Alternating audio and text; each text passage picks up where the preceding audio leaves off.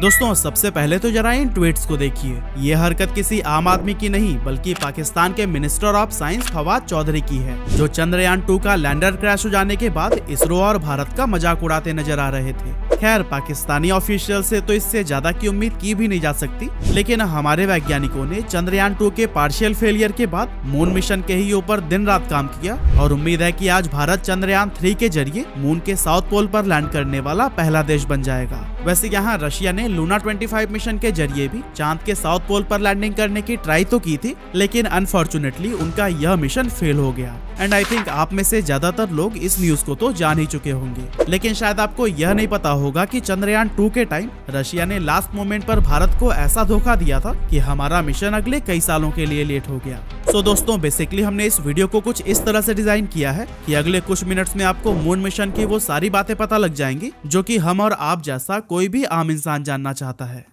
तो दोस्तों चांद पर जाने का सफर शुरू होता है 12 सितंबर 1959 से, जब सोवियत यूनियन की लूना 2 स्पेसक्राफ्ट ने मून की सरफेस पर लैंडिंग की थी। ये पहली बार था जब किसी देश ने पृथ्वी के अलावा स्पेस के किसी भी ऑब्जेक्ट पर दस्तक दी थी। और जाहिर सी बात है क्योंकि ये काम सोवियत यूनियन ने किया था तो इसीलिए उनका सबसे बड़ा दुश्मन अमेरिका भी इस स्पेस रेस में कूद जाता है। और फिर साल 1964 में अमेरिका भी अपनी रेंजर 7 स्पेसक्राफ्ट से ऐसा करने में कामयाब हो जाता है। लेकिन दोस्तों इस मिशन के सफल हो जाने के बाद से अमेरिका के सपने कहीं आगे तक पहुंच चुके थे।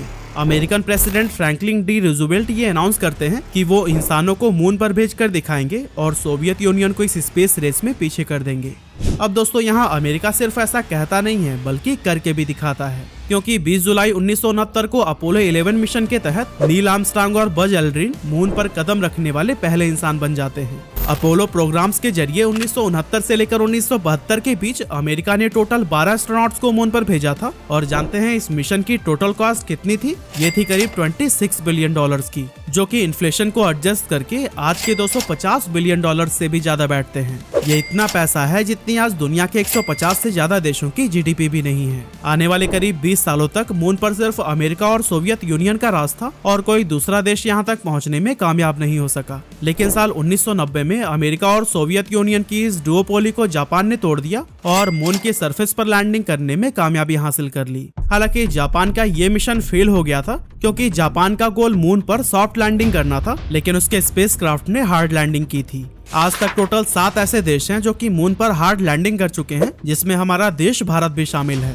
लेकिन सिर्फ 3 देश रशिया, अमेरिका और चाइना ही सॉफ्ट लैंडिंग करने में कामयाब हुए हैं। चंद्रयान 3 की मदद से भारत मून पर सॉफ्ट लैंडिंग करने वाला चौथा देश बनने वाला है और उम्मीद है कि हम स्पेस के इस इलाइट क्लब में शामिल हो जाएंगे। लेकिन अब सवाल उठता है कि आखिर हमारा देश भारत मून पर पहुंचना क्यों चाहता है और चंद्रयान मिशन के पीछे का असल मकसद क्या है? अब दोस्तों पॉपुलर ओपिनियन तो ये है कि चंद्रयान मिशन के जरिए इसरो दुनिया को अपनी कैपेबिलिटीज दिखाना चाहता है और ये महज हमारी टेक्नोलॉजिकल ग्रोथ का डेमोन्स्ट्रेशन है। लेकिन जैसा कि हम सभी जानते हैं कि भारत और इसरो कभी भी सिर्फ शो ऑफ करने के लिए कुछ नहीं करते।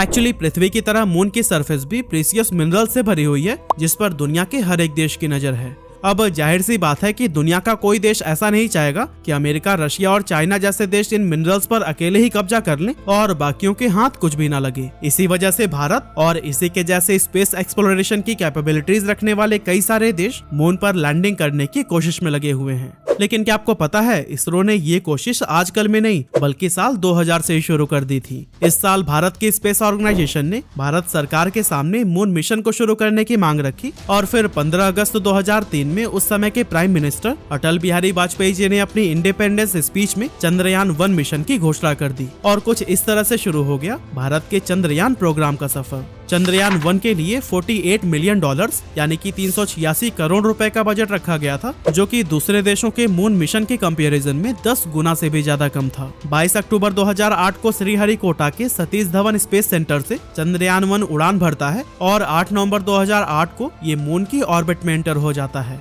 एक तरफ जहां रशिया और अमेरिका जैसे देश कई सारे फेलियर्स के बाद मून के ऑर्बिट में पहुंचे थे, वहीं इसरो ने ये कारनामा पहले अटेम्प्ट में ही करके दिखा दिया। करीब 10 महीने तक चले चंद्रयान 1 मिशन ने मून पर मौजूद बहुत सारे मिनरल्स की मैपिंग की थी और इसके केमिकल कंपोजिशन से भी जुड़ा हुआ बहुत सारा डेटा कलेक्ट किया था। लेकिन चंद्रयान 1 की सबसे बड़ी अचीवमेंट साबित हुई मून के पोलर रीजन में आइस की खोज करना और मून की मिट्टी में वाटर मॉलिक्यूल्स का पता लगाना। चंद्रयान 1 के इन खुलासों से पूरी दुनिया हैरान रह गई थी और नासा ने तो इसे वेरीफाई करने के लिए मून मिशंस भी भेजे थे। साल 2009 में नासा ने मून पर अपना लूनर रिकॉनिसेंस ऑर्बिटर भेजा था, जिसकी कीमत $500 मिलियन से भी ज्यादा की थी और इसका मेन मकसद इसरो जो क्लेम कर रहा था उसकी जांच करना माना जाता है। मतलब कि यहाँ चंद्रयान सिर्फ $48 मिलियन में ही मिशन कंप्लीट कर गया, लेकिन वहीं अमेरिका की नासा ने सिर्फ इसके खोज की पुष्टि करने के लिए जिस मिशन को भेजा उसका कॉस्ट $500 मिलियन से भी ज्यादा आया। और दोस्तों इतना बड़ा डिफरेंस आप खुद देख सकते हैं। अमेरिका हैरान था कि जिन वाटर मॉलिक्यूल्स की खोज वो मून पर 12 एस्ट्रोनॉट्स को भेजकर भी नहीं कर पाए, आखिर वो इसरो के एक ऑर्बिटर ने मून की सरफेस से कई सौ किलोमीटर ऊपर उड़ते हुए ही कैसे कर लिया।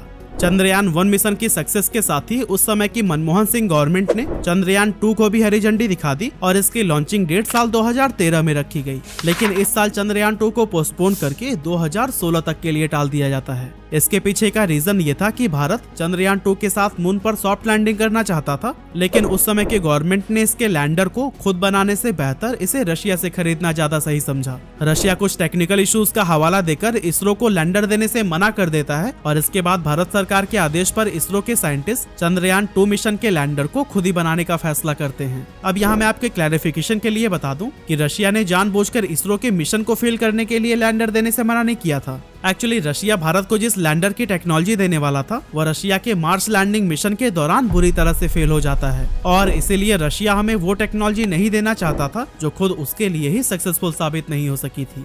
खैर, इसरो अपना खुद का लैंडर डेवलप करती है और 22 जुलाई 2019 को चंद्रयान 2 लॉन्च किया जाता है। करीब 1 महीने के सफर के बाद 20 अगस्त 2019 को ये मून की ऑर्बिट में पहुंचता है और इसरो अपने पहले गोल में कामयाब हो जाता है। हालांकि दोस्तों 6 सितंबर 2019 को जब हमारा लैंडर मून पर सॉफ्ट लैंडिंग करने की ट्राई करता है तो वो क्रैश हो जाता है और मून को ऑर्बिट करता चंद्रयान 2 का ऑर्बिटर इससे कनेक्शन खो देता है। इसरो की सक्सेस की प्रार्थना कर रहे करोड़ों देशवासियों के लिए ये हार्ट ब्रेक मोमेंट साबित होता है और उस समय के इसरो चीफ के सिवन सर की आंखों में भी आंसू भर जाते हैं। चंद्रयान 2 के पार्शियल फेलियर के बाद प्राइम मिनिस्टर मोदी के द्वारा के सिवन सर को गले लगाकर दिलासा देने की ये तस्वीरें इसरो और हर भारतवासी को एक नेशनल गोल की तरफ अग्रसर करती है, जिसका गवाह चंद्रयान 3 बनता है। इसरो ने चंद्रयान 3 की अनाउंसमेंट नवंबर 2019 में ही कर दी थी और 2020 में इसके लिए स्टडीज भी शुरू कर दिए गए। अब दोस्तों जैसा कि आप जानते ही हैं कि हाल ही में 12 जुलाई 2023 को चंद्रयान 3 को लॉन्च किया जा चुका है और 5 अगस्त 2023 को इसने मून की ऑर्बिट में भी एंट्री कर ली है। अब पूरे देश की नजर 23 अगस्त यानी कि आज के शाम पर टिकी हुई है जब चंद्रयान 3 का लैंडर मून की सरफेस पर सॉफ्ट लैंडिंग करेगा और आशा करते हैं कि इस बार हम अपने अटेम्प्ट में 100% कामयाब होंगे। अब दोस्तों आप में से कई सारे लोग इस वीडियो को शायद तब भी देख रहे होंगे जब भारत की मून की सरफेस पर सॉफ्ट लैंडिंग का रिजल्ट आ चुका होगा। लेकिन दोस्तों यहाँ समझने वाली बात यह है कि आखिर चंद्रयान 2 के बाद इसरो ने चंद्रयान 3 में ऐसा क्या किया है जो कि इसरो को इस बार कामयाबी की राह पर ले जाने वाला है। अब दोस्तों चंद्रयान 2 का जो ऑर्बिटर है ना वो अभी भी मून के चक्कर काट रहा है और अगले करीब 4 सालों तक वो वहीं पर रहने वाला है। इसी को देखते हुए इसरो ने चंद्रयान 3 मिशन में अलग से कोई ऑर्बिटर नहीं भेजा है। कहने का मतलब ये है कि चंद्रयान 3 में सिर्फ लैंडर और रोवर को ही भेजा गया है, जबकि चंद्रयान 2 का ऑर्बिटर तो पहले से ही वहां पर मौजूद था। पिछली बार सॉफ्ट लैंडिंग के फेलियर को ध्यान में रखते हुए इसरो ने अपने लैंडर के लेग्स और थ्रस्टर्स को पहले से ज्यादा पावरफुल बनाया है जिससे कि ये एक्स्ट्रा प्रेशर सह सके। साथ ही इस बार इसकी लैंडिंग वेलोसिटी को 2 मीटर पर सेकंड से बढ़ाकर 3 मीटर पर सेकंड कर दिया गया है और सॉफ्ट लैंडिंग के प्रॉपर मॉनिटरिंग के लिए लैंडर में एक एडिशनल कैमरा भी लगाया गया है। चंद्रयान 3 का लैंडर मून के साउथ पोलर रीजन में लैंड करने वाला है जिसे कि इंसानों के द्वारा बहुत कम एक्सप्लोर किया गया है। आपको बता दूं कि ये वो रीजन है जहां मून की सरफेस पर ढेर सारे क्रेटर्स हैं और यहां तक सनलाइट भी बहुत कम पहुंचती है। यहाँ कई सारे प्रीसियस मिनरल्स, हाइड्रोजन और वाटर आइस होने की संभावना जताई जाती है जो कि हमें अर्ली सोलर सिस्टम के बारे में काफी कुछ इन्फॉर्मेशन दे सकता है। अब यूं तो इसरो और नासा समेत कई देशों की स्पेस एजेंसीज अपने ऑर्बिटर की मदद से साउथ पोल को एक्सप्लोर कर चुकी है, लेकिन जब बात यहाँ लैंड करने की आती है तो आज तक कोई भी देश इस मिशन में कामयाब नहीं हुआ है। इसरो के चंद्रयान 2 ने भी इसी जगह पर ही लैंडिंग करने की ट्राई की थी, पर अनफॉर्चुनेटली वो उस समय नाकामयाब हो गए थे।